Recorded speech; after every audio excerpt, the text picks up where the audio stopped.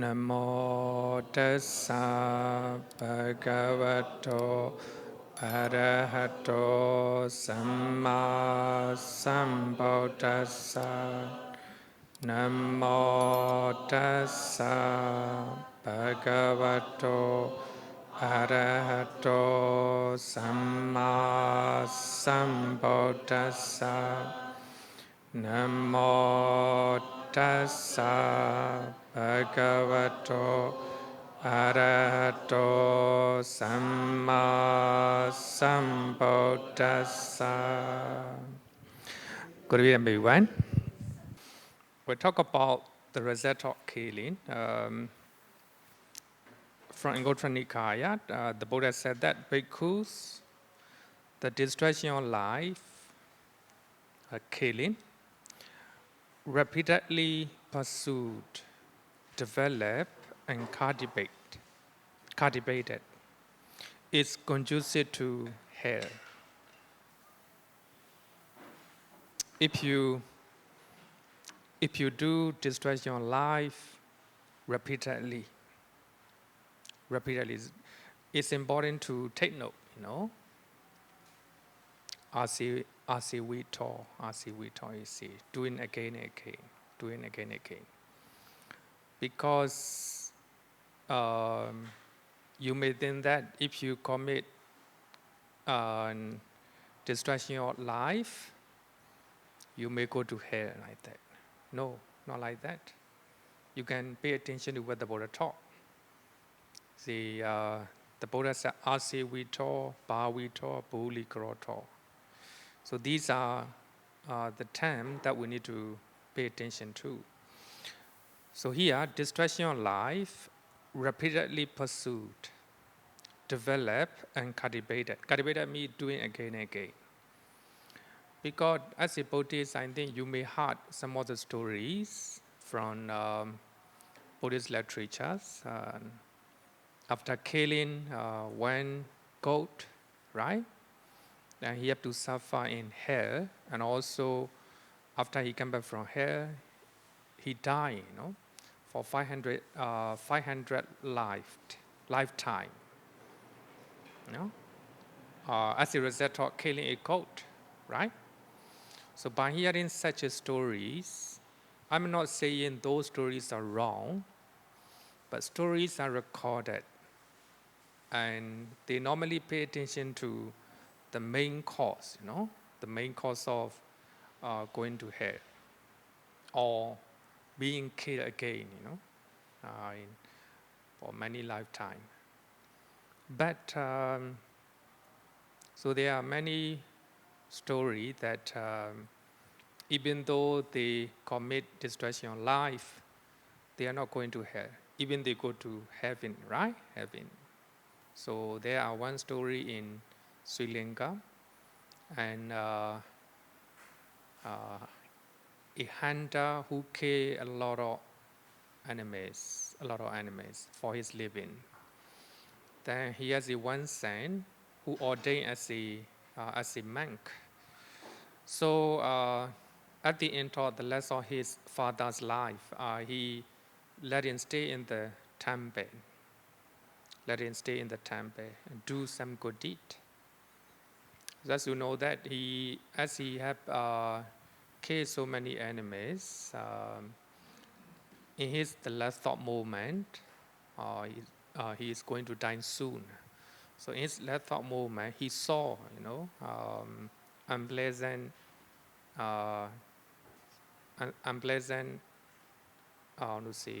object, like a one great giant dog is approaching him like that. But he worried because he screamed loudly. And his son, the monk, know that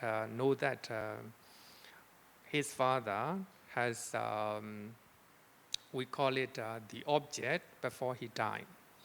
So therefore, he quickly bring his father to a pagoda and let him offer flowers to the Buddha, and saying that you are donating flowers to Mahachetiya. Actually, Mahachetiya is one of the well-known pagoda in Sri Lanka. Mahachetiya. So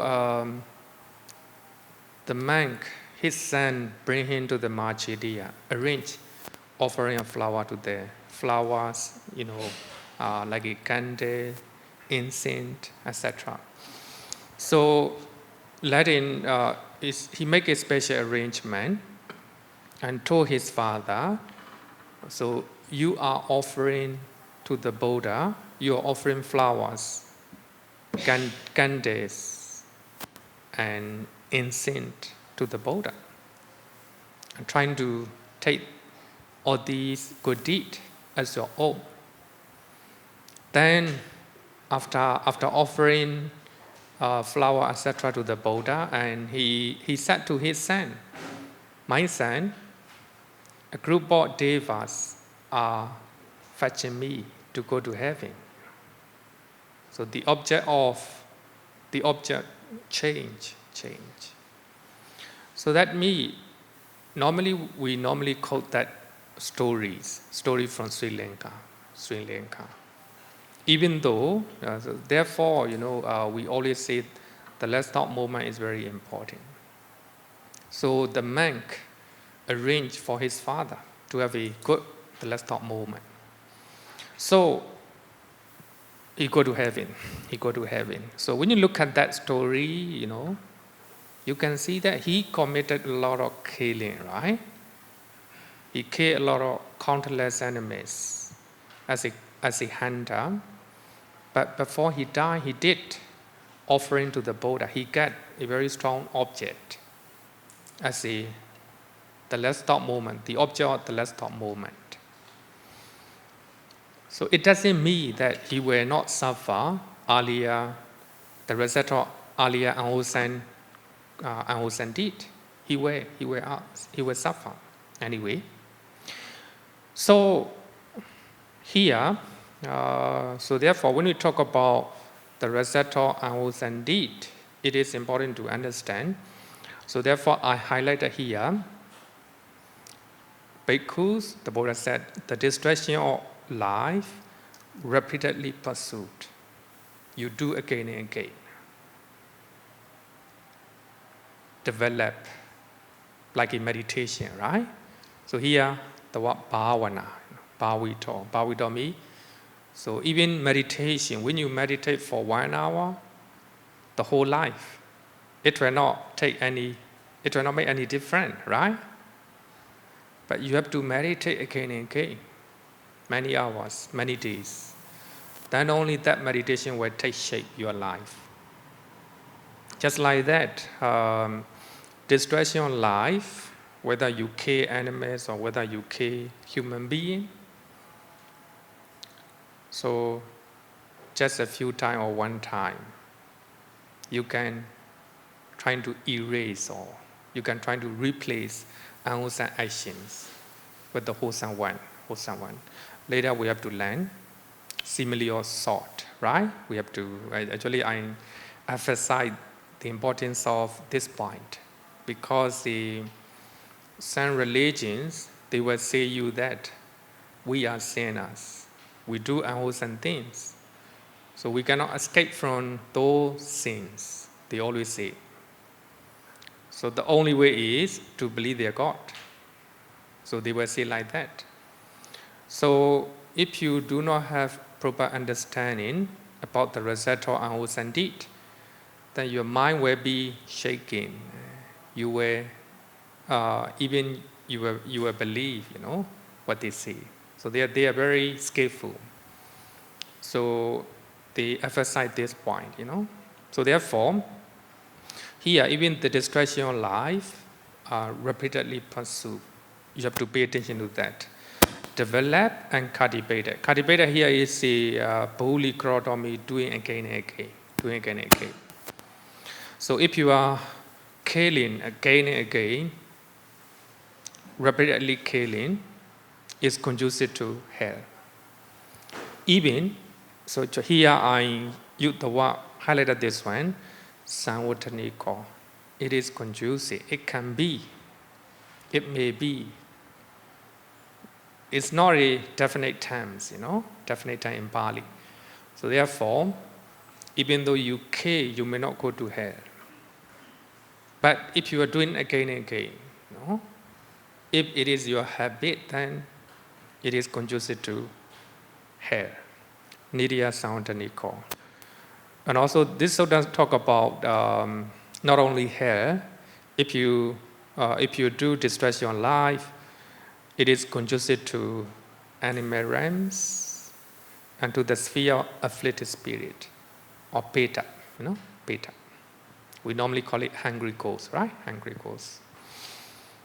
So not just, people normally say that if you do ahosanti with the dosa, you go to hell. It's not a definite one, right? After killing, you might go to animal realm, or you might go to sphere of afflicted spirit.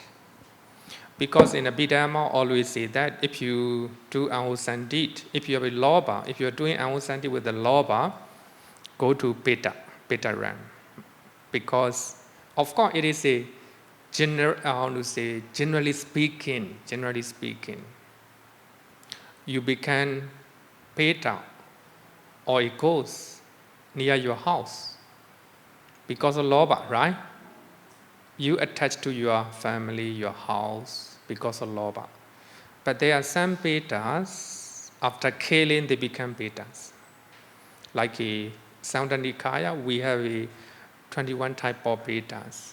So they involve killing. So therefore they become petas.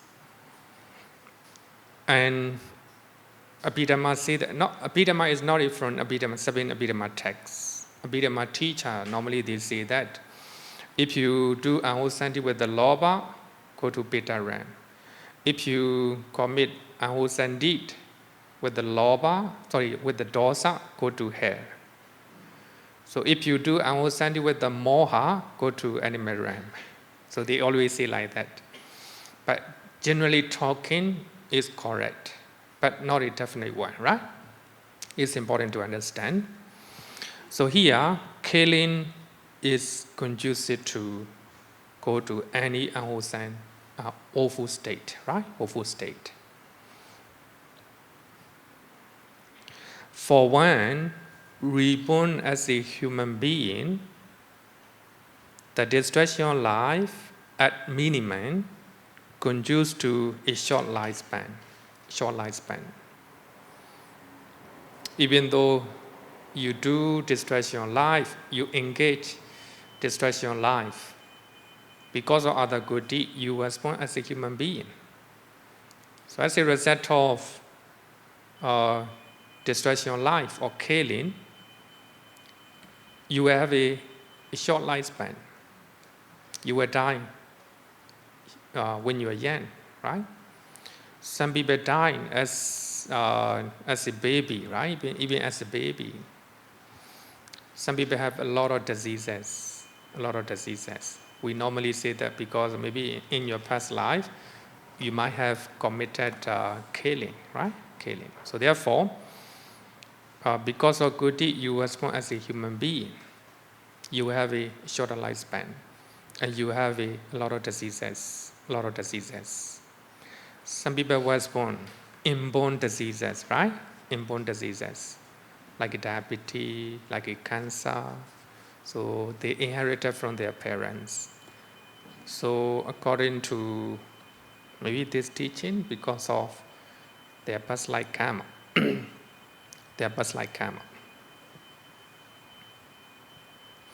So this is the result of killing. So my point here is, if you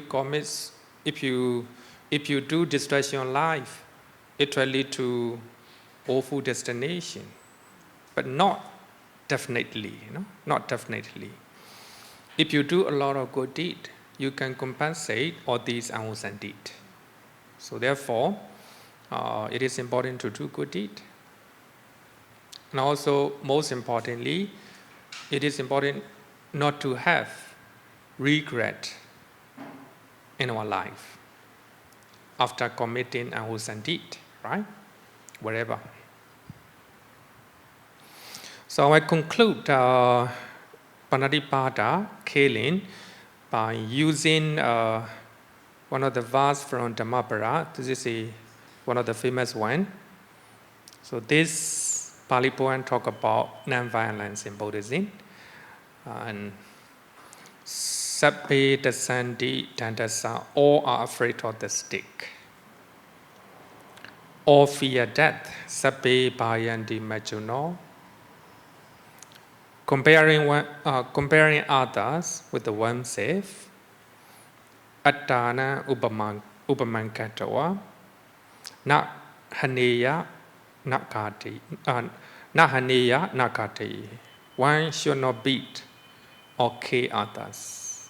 Actually, for those who have learned in YMBA, I think you have learned this fast, right? So therefore, Buddhism promotes non-violence. But when we talk about non-violence, in Pali is avihimsa, right? Avihimsa. It is important not to go to extremes.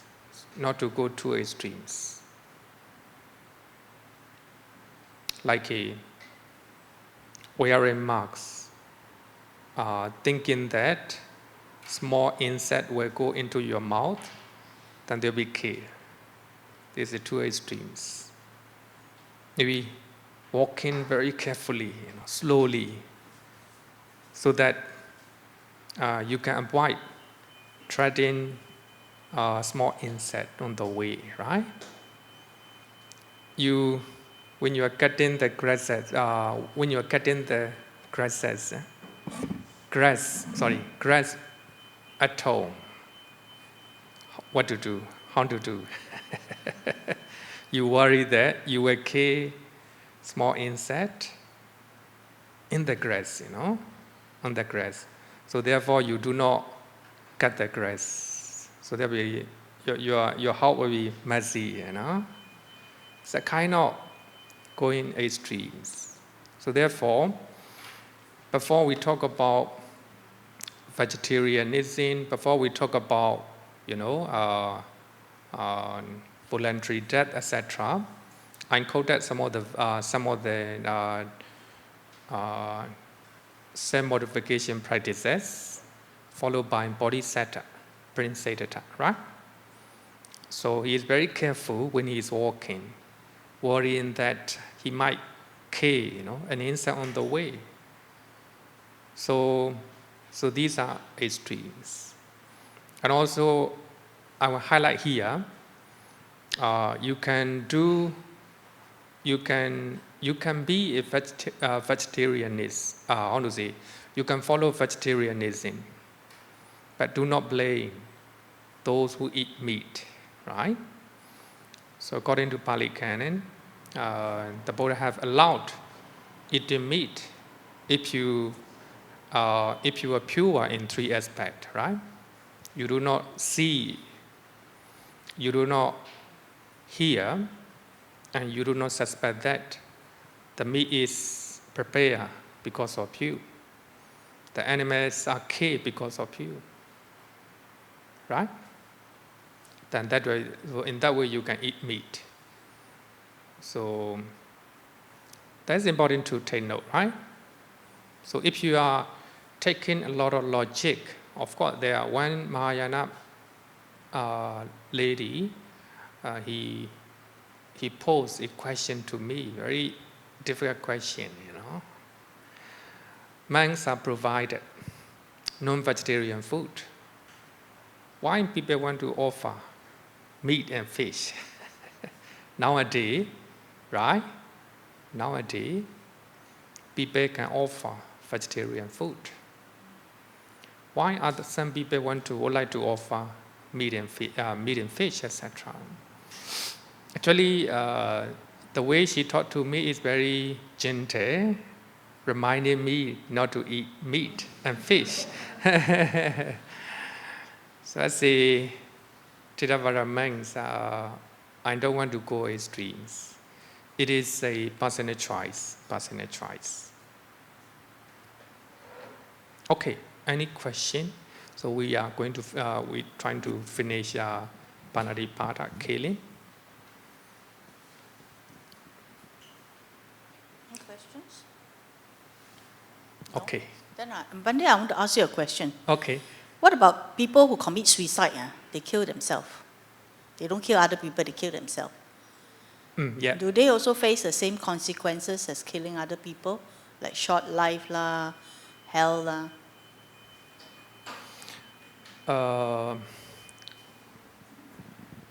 We have to look at their motivation or their motive. Their motive. As you know that Venerable Gautama commits suicide.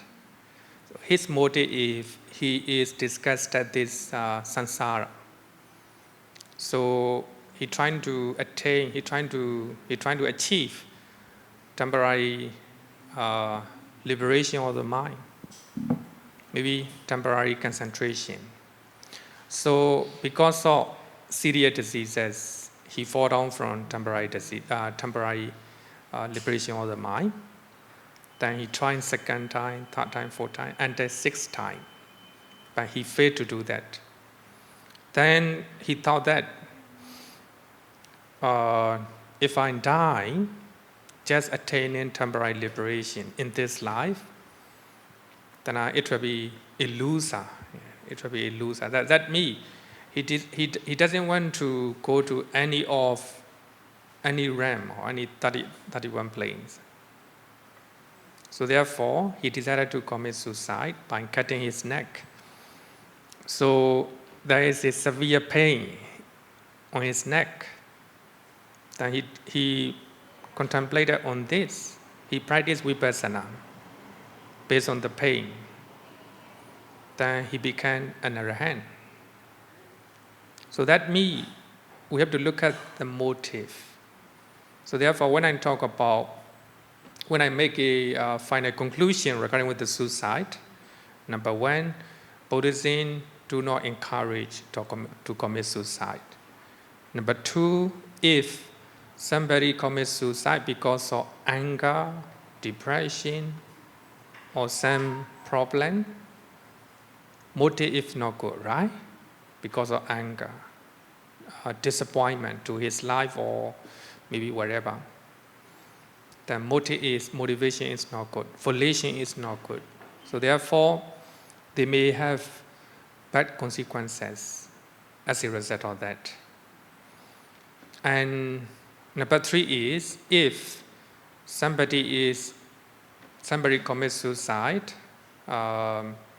not having any attachment to his life, to his body, it might be, I use the word, it might be personal choice.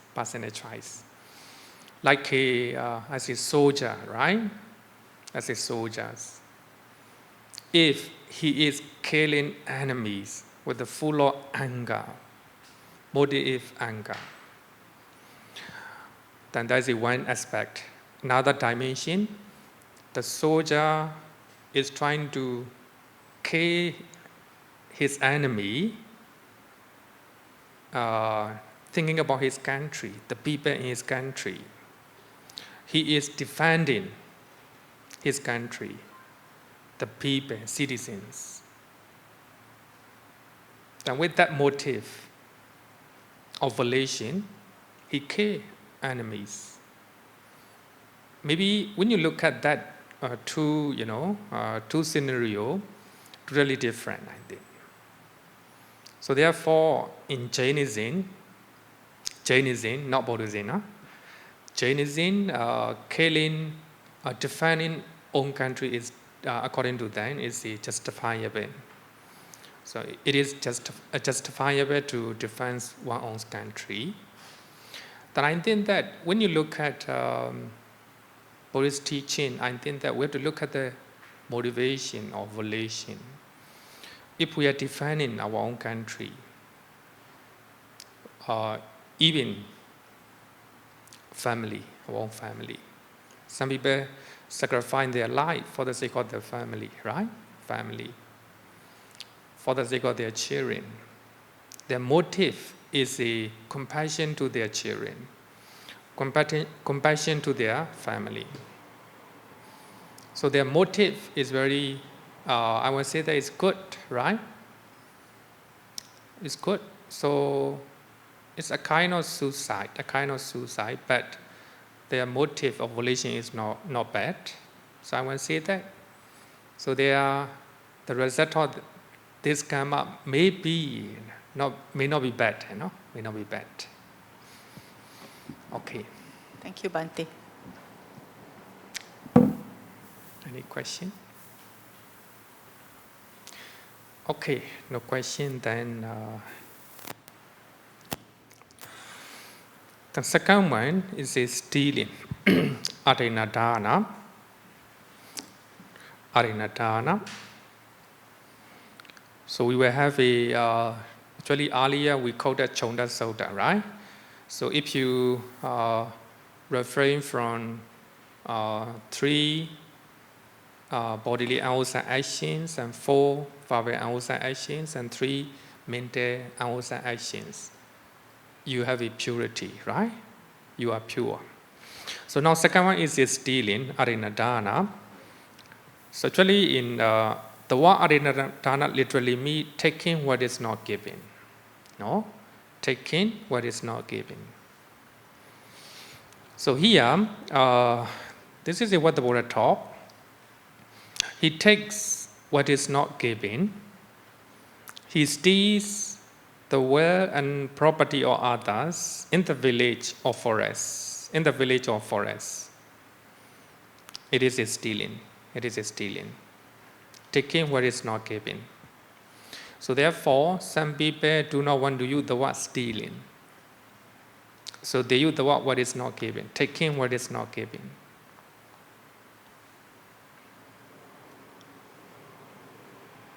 So here, when you look at, I underline the word in the village or forest. So when you take it literally, when you are taking the property of other people in the city, in the town, it's not stealing, If you take it literally, but I thought that this is a idiomatic expression. Anywhere, anywhere. If you are taking the property of other people everywhere, it is a adinnādāna.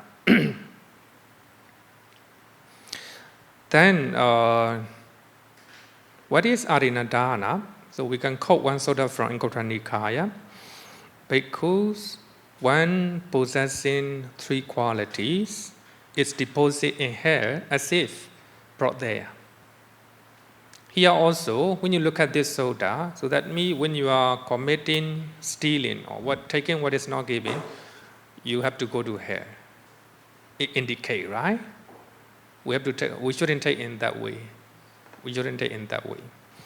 3 qualities. What are the 3 qualities? One takes what is not given oneself.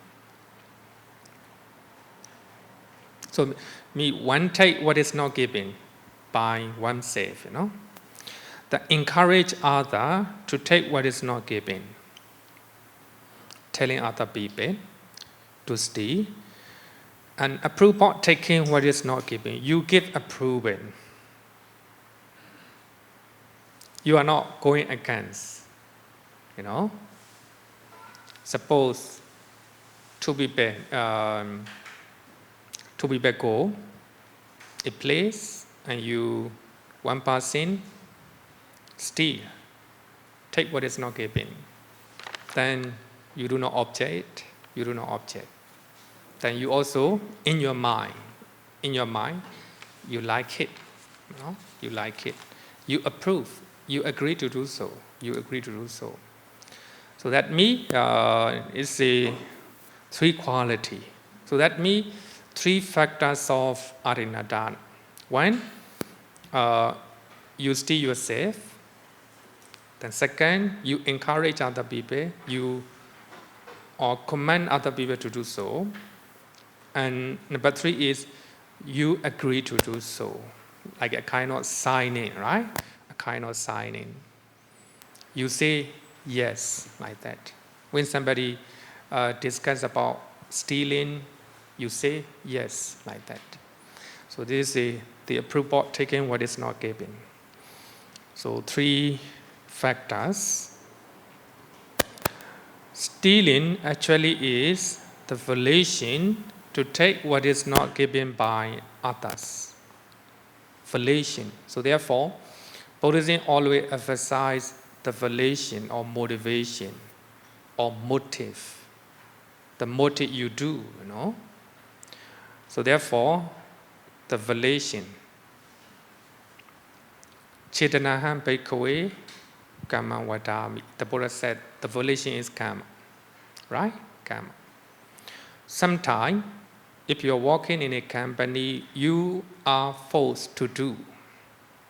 Right? You are forced to do. Then you don't have any volition in your mind. That you worry that if you do not do that, you will be fired. So for that reason, you do. Then you don't have any volition to steal, right? To steal. So maybe may not be stealing, taking what is not given.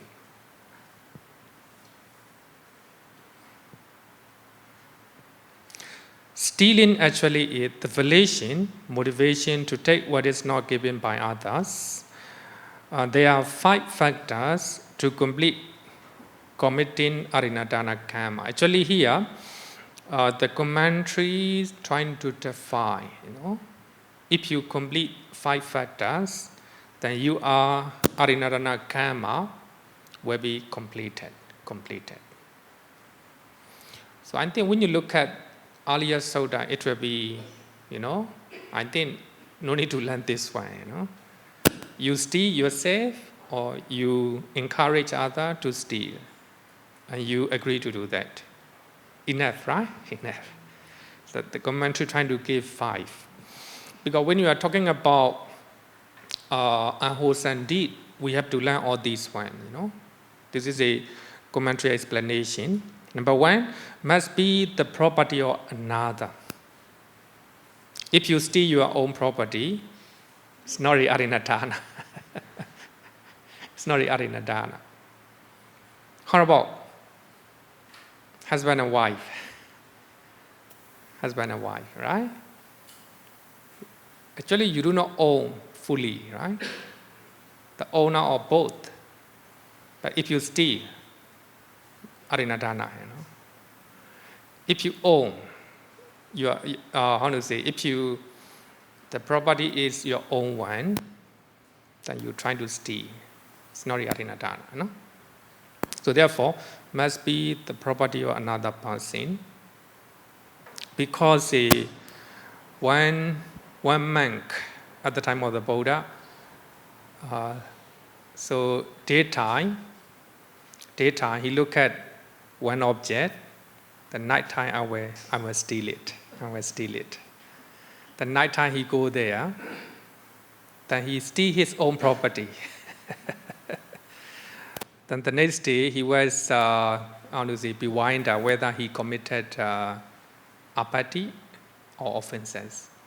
And the Buddha say, if you are stealing your own property, it's not a parajika. Parajika is the greater offense.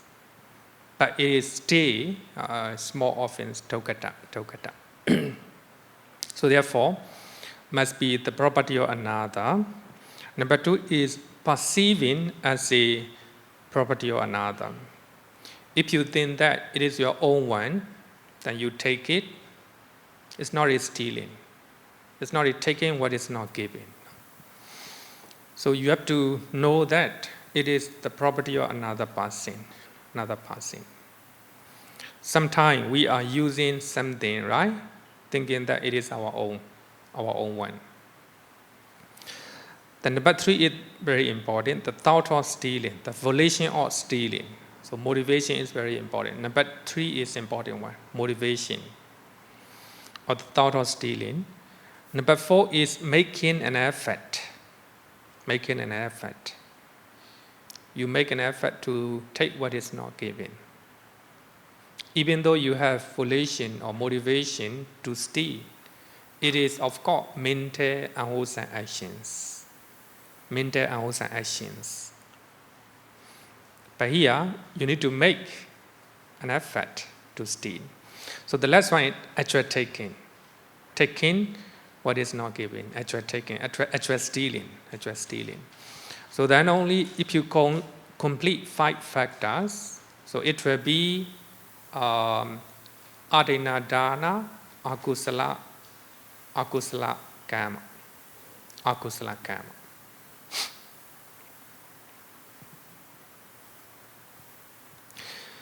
Then the karmic effect of stealing is also very interesting. So this is from commentary. Commentaries. So this one, the expositor is the commentary of the first Abhidhamma text. So this is normally we quote quite often. Those who want to learn, in the library we have 1 or 2 copies. You can go to library. For those who want to be a teacher, the expositor. Another one is the all-embracing nature of views. The English translation of Brahmajala Sutta from Digha Nikaya. Digha Nikaya, the first suttas. Translation of Bhikkhu Bodhi. So he mentioned commentary explanation as well. So therefore, if you want to know Brahmajala Sutta from Digha Nikaya, I think you should read this book. Bhikkhu Bodhi translation of Brahmajala Sutta, and also explanation of commentary explanation as well.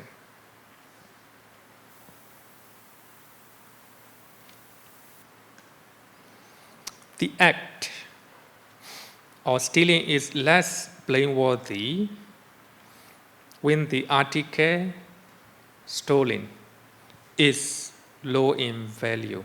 So here, other value. It will be more blameworthy.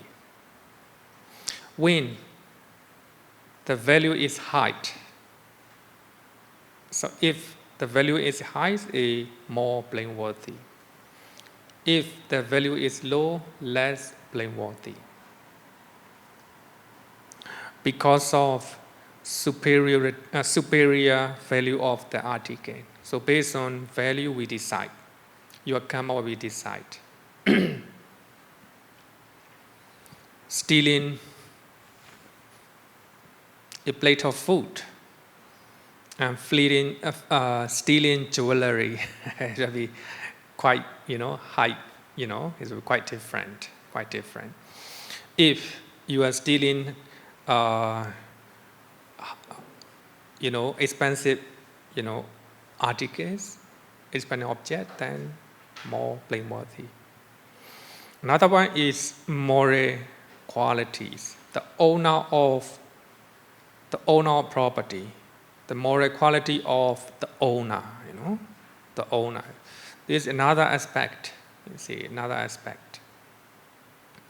When the article stolen are equal in value, the stealing of an article belong to one of the superior moral qualities. Is more blameworthy. The stealing of an article belonging to one of the inferior moral quality is less blameworthy. It's interesting. This one is interesting.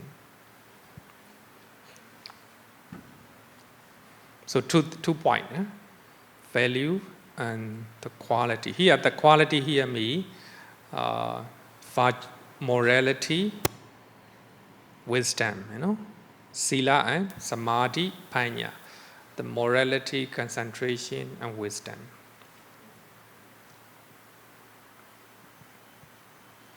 Okay, so now I want to talk about different kinds of stealing.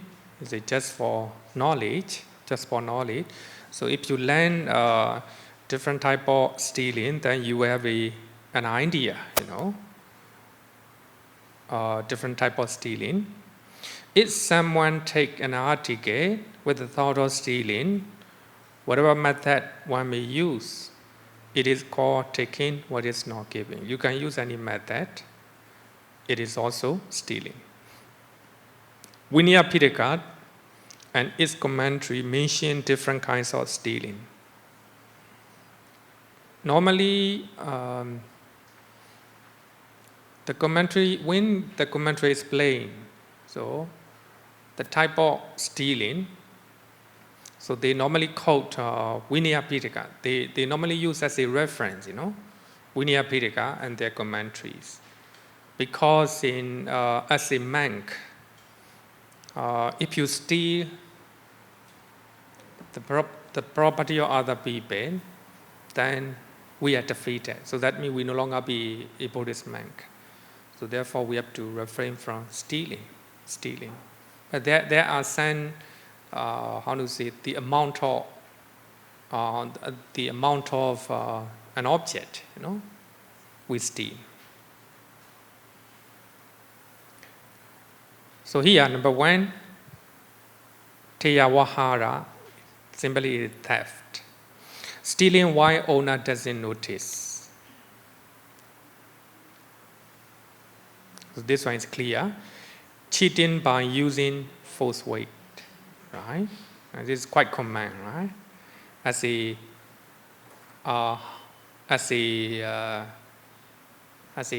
shop owner, right? Shop owner, even as a housewife, right? You may commit this type of stealing, using false weight, and also false measurement. Actually, this is quite common in the business, right? So they say cheaper price, but the weight is very, the measurement is not full, Those are kind of stealing. When I was young, when I was learning English, my English teacher gave the title. Do we need to take 5 precepts when we are doing business? Because normally house owner, sometimes they tell lie, Sometimes they use false weight, false measurement, right? So if they are following 5 precepts, they cannot do business, This is this idea. Normally people have this type of idea.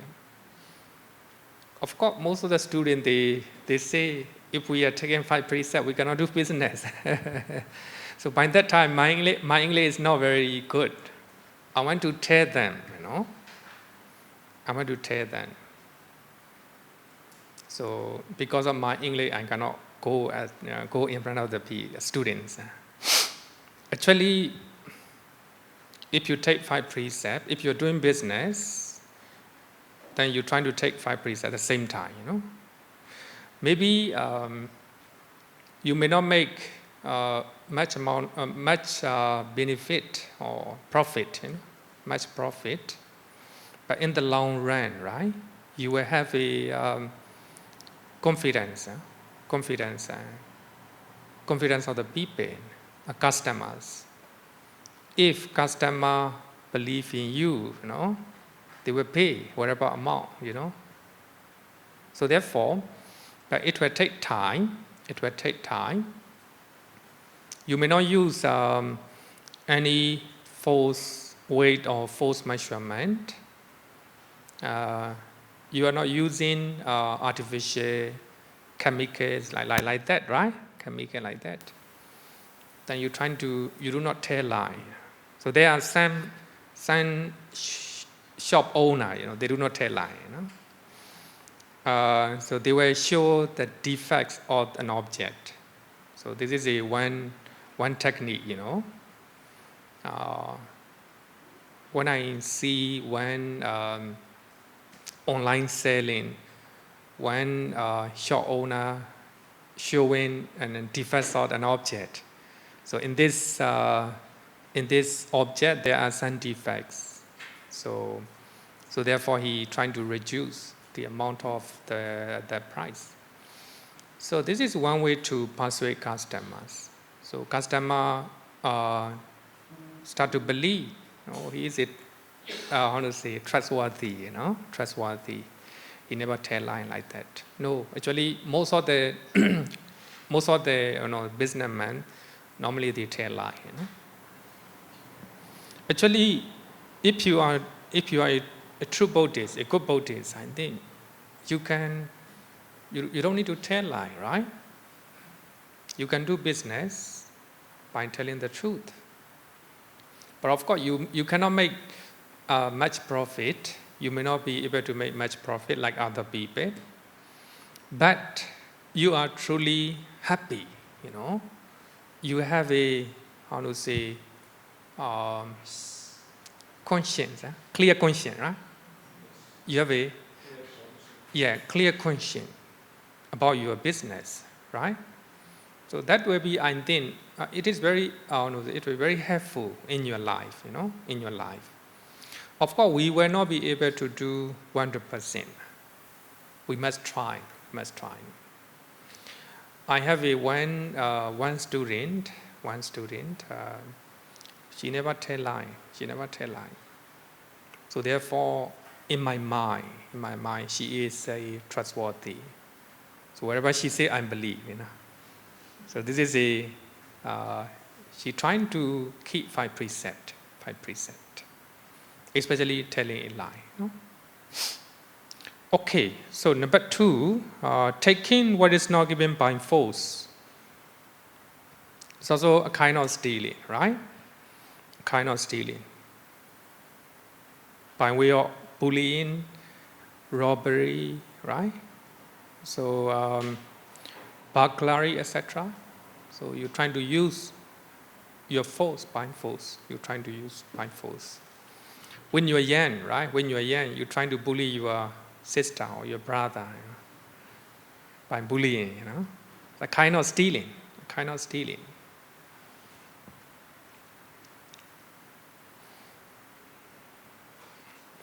People may think that you show the gun, you know. People became afraid. They keep their property. They may think that it's not stealing. No, according to this Vinaya Rules, you know, Vinaya Rules or the commentary explanation, it is also a type of stealing. Then number 3, buying concealment. Stealing an article which was concealed earlier with the leaf or with the cloth or etc. You know, a kind of stealing. When we are young, we normally trying to cover, the meat with the rice, right? Because we want to get second one, you know? Like that.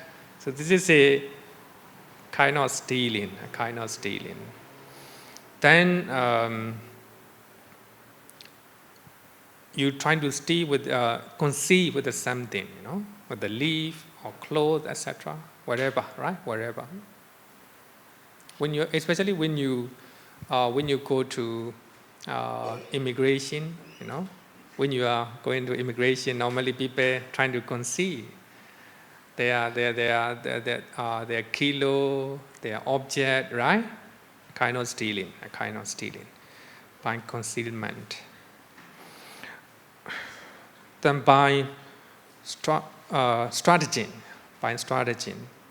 by using a plan, a carefully planned, a tricky way. So you're trying to use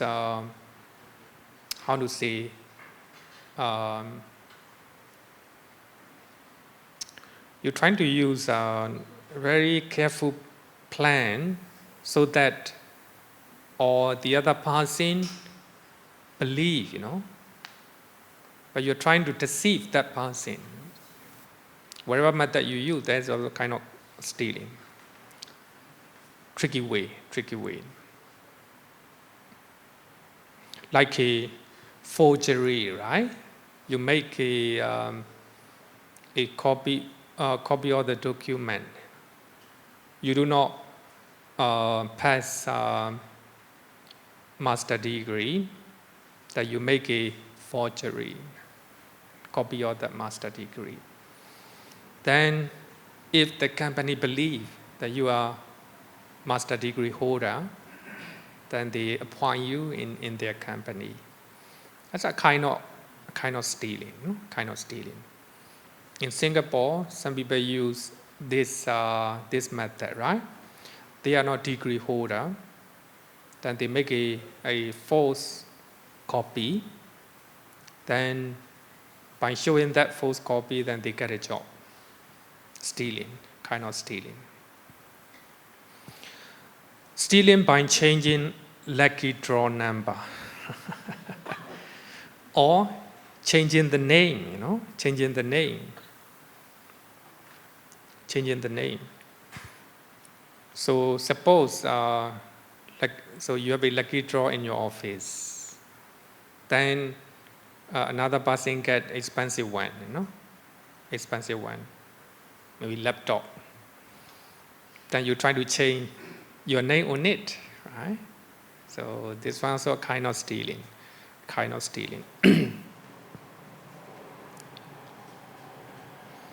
Then stealing by evading tax. So this one is quite common, quite common.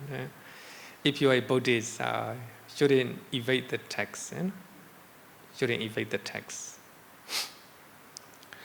Then stealing by showing a sign, such as a wink, nodding head, etc. So that a kind of agreement, right? You agree to do that. You are telling other people to continue stealing. A mutual agreed theft. A mutual agreed theft. So I think I have to explain by using the story from Vinaya Pitaka. A group of the monks, so they mutually agree to steal an object, Then one monk go and take it.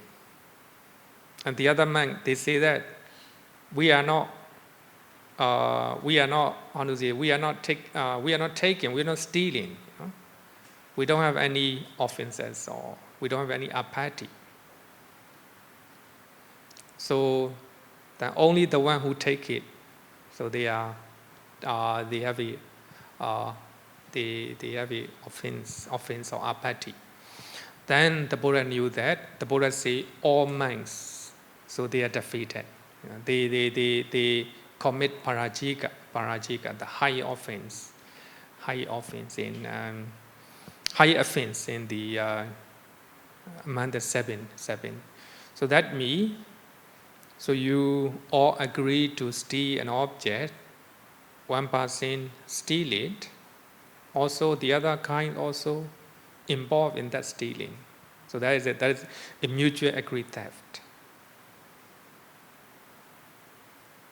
Another one is stealing by oneself. So you steal yourself and commanding others to take what is not given. So these are just examples, some of the examples. We have 25 kinds of stealing. If you want to know, then you go to the commentaries, and I want you to read that.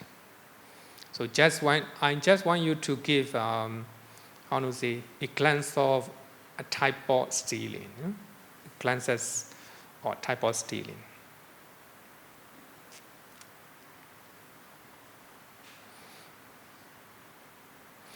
Then I want to talk about Vinaya Rules for monks, just for knowledge.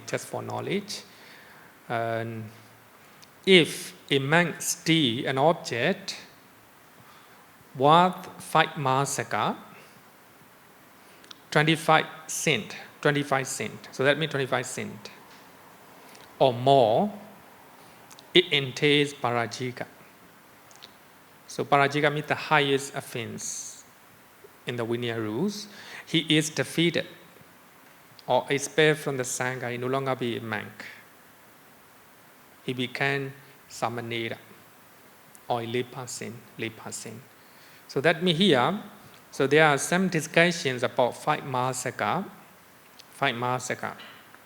What is the 5 masaka in the nowadays? Because when the Buddha want to lay down these Vinaya Rules, the Buddha asked one monk who became monk, so I want to say ex-minister of Kim Bimbisara. And the Buddha asked, what kind of amount the Kim Bimbisara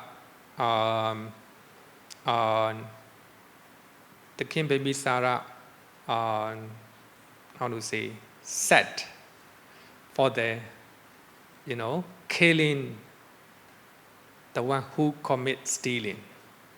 So by that time in Magadha kingdom, if somebody steal 5 masaka, he was sent into death. So because of that, the Buddha also make one value, the amount of the object. If we are taking an object worth of 5 masaka, then will be defeated. We no longer be a Buddhist monk. So therefore, it's very subtle Vinaya rules. Subtle Vinaya rules.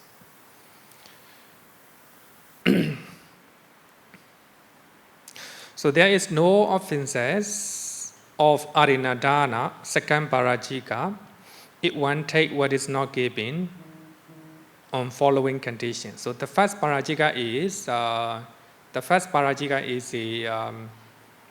engaging in sexual sexual intercourse. So this is the first one. Second one is stealing. So here, just to look at, to get an idea as a lay person, So when you look at Vinaya rules, I think you will know Buddhist point of view regarding with the stealing. So there's no offense of adinnādāna, second parajika, if one takes what is not given on following conditions. Number one, perceiving as one's own property. If you think that the object you take, it is your own one, your own property, but that property is not your one, the owner of other people.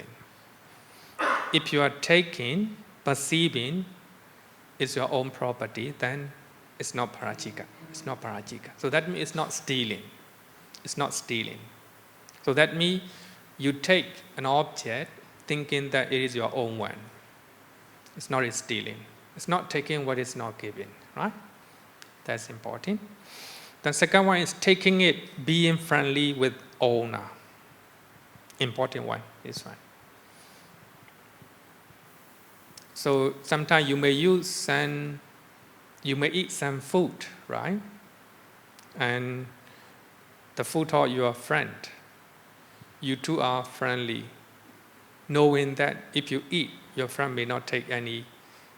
Your friend may not say anything, right?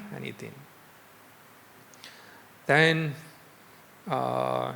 sometimes you may take their car, right?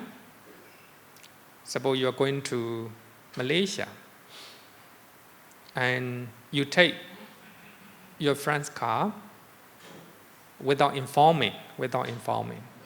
If you are friendly with that person, if you know that your friend may not say anything, right? Then you can take it. It's not stealing. Relation is very important, right? Being friendly with your friend. But your friend keep his car in your house. You want to go to Malaysia by using this car, right? Without informing your friends. You secretly do it. You do not inform your friend, even though you're friendly, thinking that if I inform your friend, he will not allow. Then secretly, without saying anything to your friend, you use that car, including petrol, right? You do not, because when you're taking the car, you need petrol, right? So you can save some amount of money. Using a car is the same, right? Relation, motivation is important. If you are doing secretly without informing your friend, it's a kind of stealing, But if you take his car because you are friendly, even without informing, stay okay. That's an idea I want to give. Another one is taking temporary usage, temporary usage. Then you're trying to take some utensils from your friend's house without informing like that, right? It's okay. Taking temporarily. Then taking property of Petas. Wow. Taking property of Petas. There are some Petas who are taking care of the jewelry, some jewelry, according to some, I think in Buddhist literature, I'm not quite sure, but there are some Petas who have the duty to take care of many kinds of jewelry. It is said that some people can talk to them, can deal with them. If you are taking the property of such Petas, then it is not stealing according to Vinaya Rules. Because this, maybe I want to share a story from Vinaya Rules. One monk, so he go to the cemetery and he saw that recently discarded coffin, dead body, and there are some clothes. So at the time of the Buddha, the rope is very rare. So therefore, monks, they normally collect pieces of cloth from different places, from cemetery, from dustbin, from market, etc. So here also, a monk went to make a rope. So therefore, he collect, the cloth, the recently discarded body, Then he take the rope. So he take the cloth. Then dead body. So in that dead body, Peta, Peta is there. Peta means maybe that person, he have attachment to his body. So therefore, he told the monk, Bande, do not take my property. Do not take my property. That the man do not listen, he just take it. Then he go to the monasteries. And that body follow him. Saying that, Bande, please give my clothes, please give it to me back. Then the man do not listen, go to his monastery, close the door. Then that body fall down near the door. Then this case was reported to the Buddha, and the Buddha said that it is not good to do that. It's not good to do that. The Buddha said that you shouldn't take cast off clothes from the recently discarded dead body, because some Peta may be residing there. It can happen, it can happen. A few months ago, one Burmese soldier died in the forest. Soldier means not from the army, from the government army. It's as you know, in Myanmar fighting, So this is a new army. So he was possessed by one person, telling that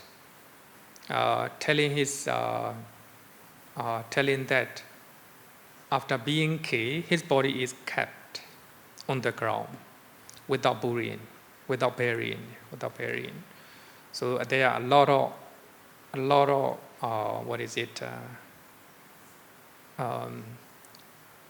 so there are a lot of insects. How you call it this time? Maggots. a lot of their maggots in his body. So he told his brother soldiers, so they do not take care his body, should bury in the ground. So that means he became petas, have attachment to his body. So the soldier told him, so you already died, so that body do not belong to you. Trying to take share of the merit, trying to go to a new life. So this is a real story recently in Myanmar. So there are some ghosts, Actually, many soldiers encounter ghosts in the deep forest. Maybe because some people die in the forest and they have attachment to their body, so therefore they are living nearby, living nearby. So therefore, even though in the forest there are some ghosts they encounter some ghosts. Even yesterday, then one lady told me that the girl is deaf, normally do not hear anything. But she hear somebody calling her, somebody is calling her. So she thought that it is a ghost, So she afraid. Not directly to me, and she want to get suggestion. Then I told her to chant, to do chanting, and also especially the quality of the virtue of the triple gene, and also Karaniya Metta Sutta, and share the merit. It doesn't work. I told her to chant Karaniya Metta Sutta. So normally the girl do not hear anything, but he hears somebody is calling. Maybe it's a ghost. Or maybe, I don't know, it's the mind trying to visualize. Not sure. So what I want to say is, if somebody is taking the property of petas, suppose, how to say, then that person may have some property, right? Maybe some watch and some jewelry, then nobody belong to that body, right? Then you can take it. According to this, it's not a stealing.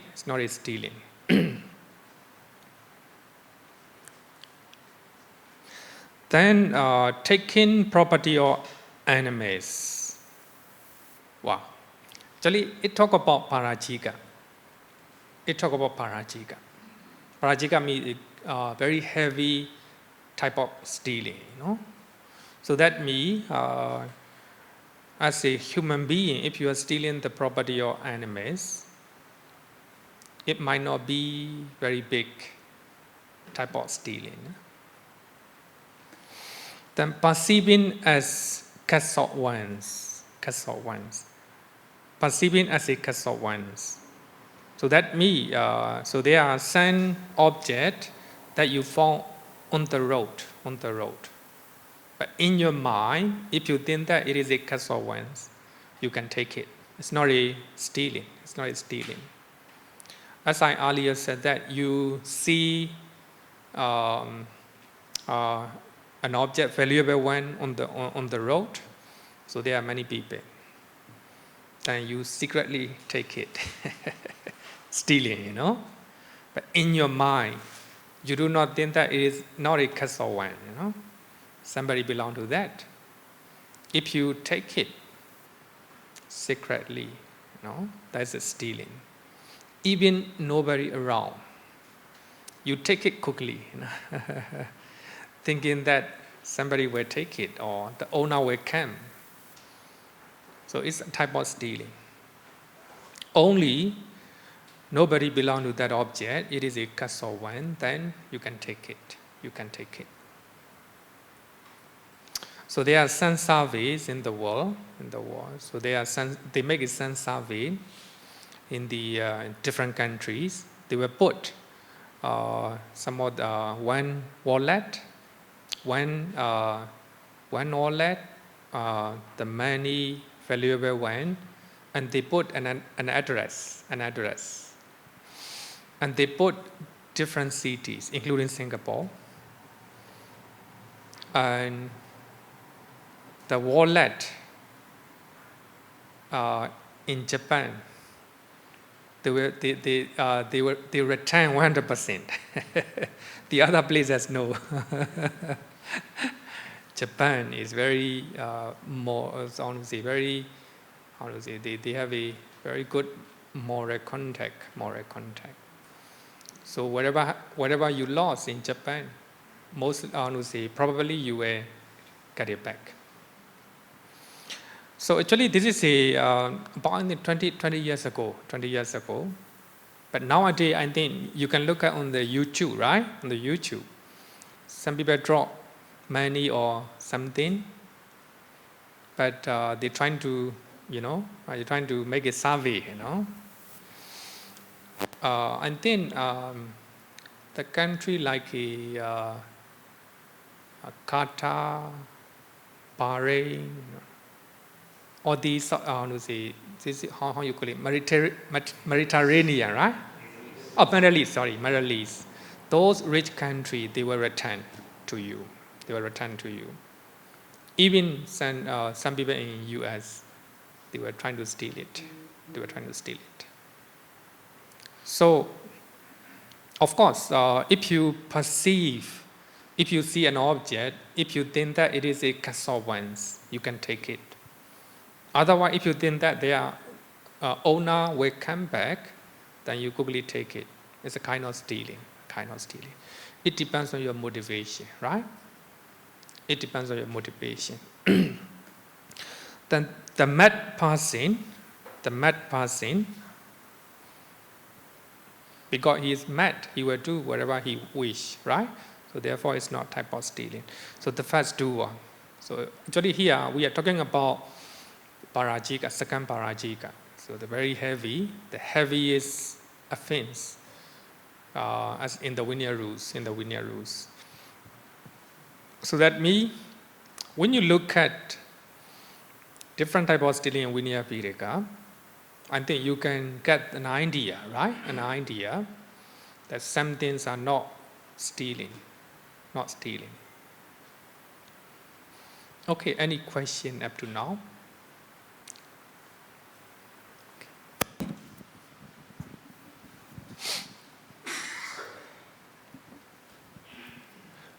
Good evening, Bante. I just want to ask whether the unwholesome karma impact of the adinnādāna depends on the impact of that action itself. Like, for example, just now Bante gave an example about the values of being stolen. Like stealing the amount of jewelry is heavier than stealing a plate of food, for example. But if I'm looking at it from the impact perspective, for example, I'm stealing $100 from a super rich person, maybe he doesn't even know it because it's so negligible. But if I'm stealing $100 from a poor family, it may result that the family doesn't have food in a day or two. So the impact is heavier. So does that mean that the impact of the karma in this case is heavier on the first one? It's a good point. Yeah. The commentary, not the Buddha, no?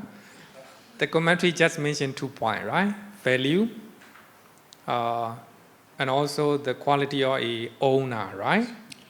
But in his question, it's a good point. The owner may have a very good virtue, and poor guys may not have a good virtue. But the amount, the value is the same, 100, right? 100 Singapore dollar. If we decide according to commentary explanation, it may not be fair, and it may not be correct. I will say that it's my personal point of view, Because you are, how to say, one way or another, you are destroying, how to say, the life of poor family, right? Poor family. Because 100 is too much for them. They may lose their daily food, or they may have a lot of worry, right? Because of those consequences. For rich people, 100 may not make any difference. So then, I think stealing, from the poor family will have a much impact. But the one who steals, he himself knows that. He himself knows that. So therefore, you know that if you take 100 from the poor family, then they will have a lot of worry and they will have a lot of problem. And you know that. But because of greed, because of lobha, you take it. You take it without any consideration or sympathy. Maybe stealing from poor family may have a much impact, and then we'll see that.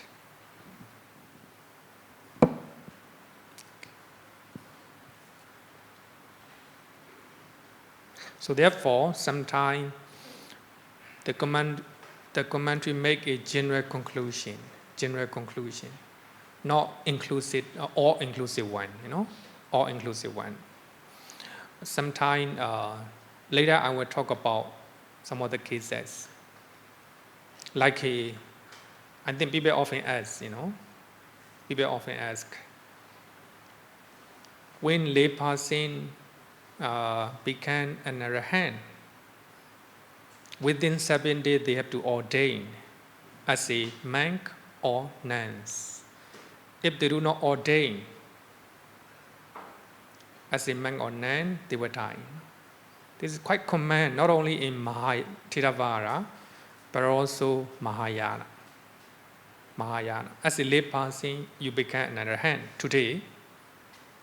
Within 7 days, you have to ordain. If you do not ordain, you will die. Quite common. This is a commentary explanation. So this is a conclusion of commentary by looking at the incidences from the Pali Canon. Because when you look at Pali Canon, lay person became an arahant, they die within 7 days. So that means there are many causes, they die. So by looking at those stories, they make a conclusion. Within 7 days, you have to ordain as a monk.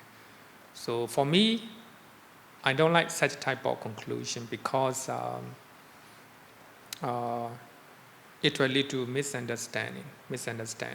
So therefore, in Milina Panya pinpoint this one. By seeing, Milina Panya also, agree to that one. It may not be correct. But if you become an arahant, lay life become meaningless for you. You're not enjoying sensual pleasures. Food is not problem for you, not important for you. The clothing, not important for you.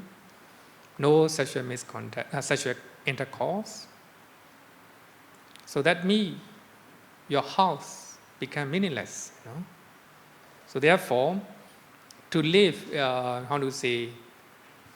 peaceful life, then the best way is to ordain, right? The best way is to ordain. So that will be maybe the right reason, the right reasonable, this is a logical reason, I will say that, logical reason why arahant must ordain as a monk or nuns. It's not the truth that if you do not ordain, then you die. I think I don't agree that one. So here, the point here is we shouldn't reject commentaries. Sometimes the commentaries are important to understand the real teachings of the Buddha. Most of the places. But sometimes they make mistakes, of course. They make mistakes. When I talk about Next one, I think you will know some of the mistake commentary made. But it doesn't mean the commentary make a lot of mistakes. No, not like that. Commentaries are very helpful.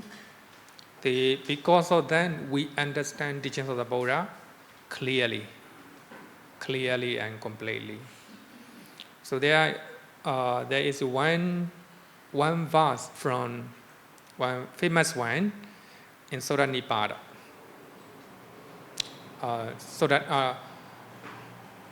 Not only Sutta Nipada, but also in Theta and also Dhammapara.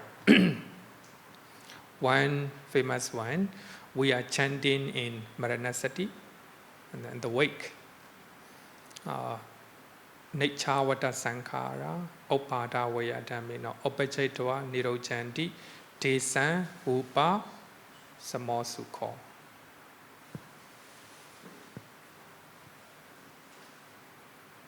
Nechavata Sankhara, Upada Vayadhamino. Sabbe Dhamma Anattati, Nechati, Yatapanyaya Pasati, Atta Nebendati Toke, Esa Maggo Visodiya. Atta Nebendati Toke. Toke, suffering.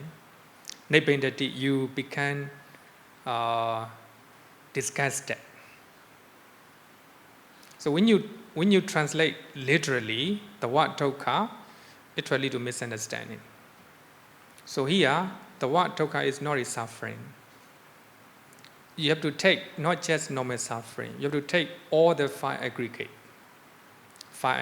Your body, your mind, everything. So in this point, so one of the famous scholars, so he used the word suffering. One became disappointed with the suffering. No, it is not a suffering. It is a five aggregate. The commentary trying to define it. It is in accordance with Buddhist teaching. If we translate the word dukkha literally, it will lead to misunderstanding. So that means my point here is commentaries are important to understand teachings of the Buddha, but sometimes they also make mistakes, right? Okay, then the result of stealing, I will quote the same sutta from Anguttara Nikaya. Taking what is not given, here also the same thing, repeatedly pursued, develop, cultivated. Here cultivated means doing again and again. Is conducive to health, conducive to animal realm, conducive to beta realm, over planes. For one reborn as a human being, the stealing at minimum conduces to loss of wealth. If you steal, you get a lot of property, you will lose one way or another. So this is what the Buddha taught. Then this is a positive side. Having abandoned the taking of what is not given, he abstains from taking what is not given. He does not steal the wealth and property of others in the village or in the forest, everywhere, everywhere.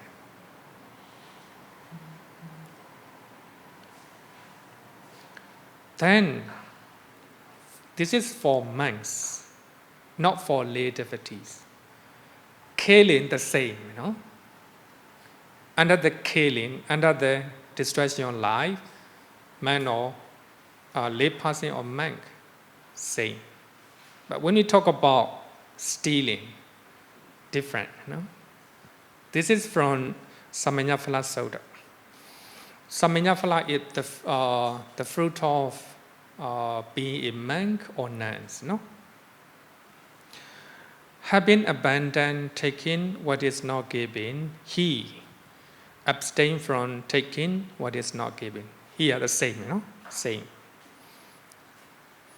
Accepting, expecting only what is given.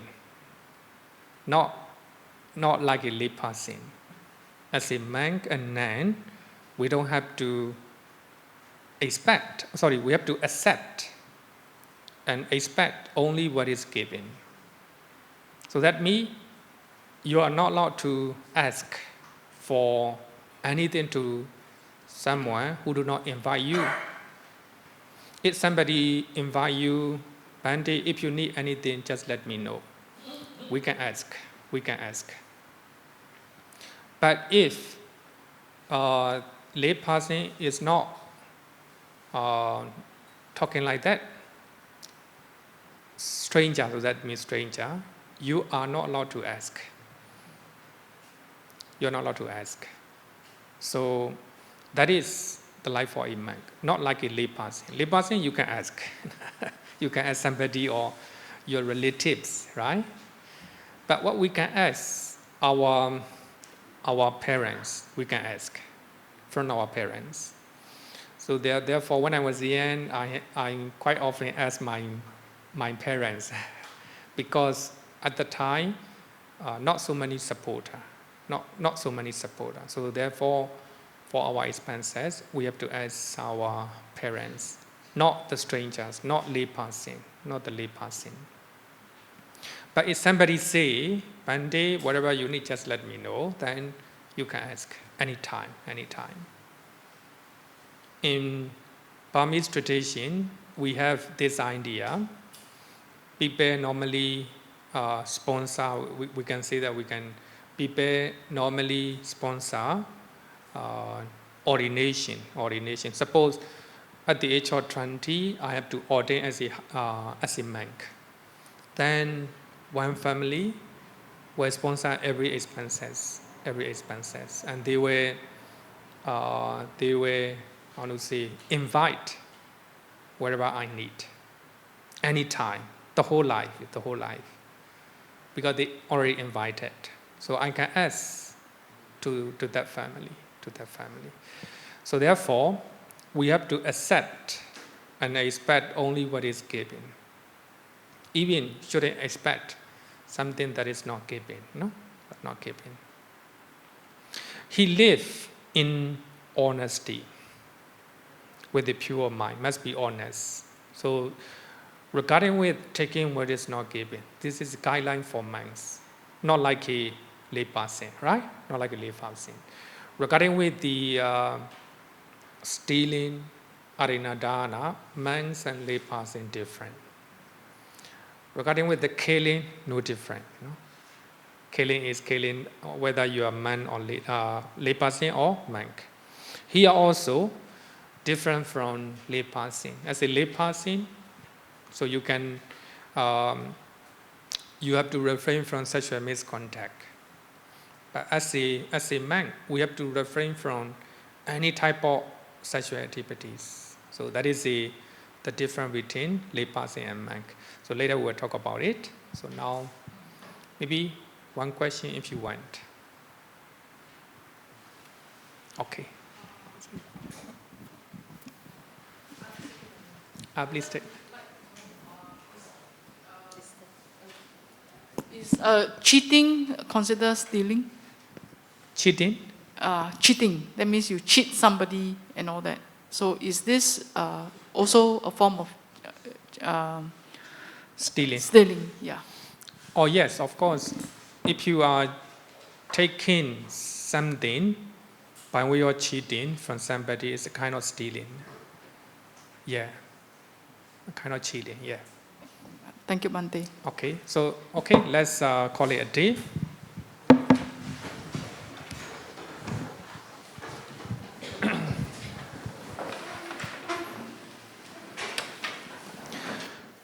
Yo varatam bhavaro manu jesu sakyamuni bhagava gata kecho paragato bala vidya samangi ตังสุขตังสารนัตถามุเปมิราคาวิราคามะนินจามาโสกันธัมมามาสังกัตตะมัปปะทิกุลันมาดุระมิมัมปะกุนันสุวิปัตตันธัมมามิมังสารนัตถามุเปมิยัตถาจาเดนะมหาภาลามาหุจัตุสุ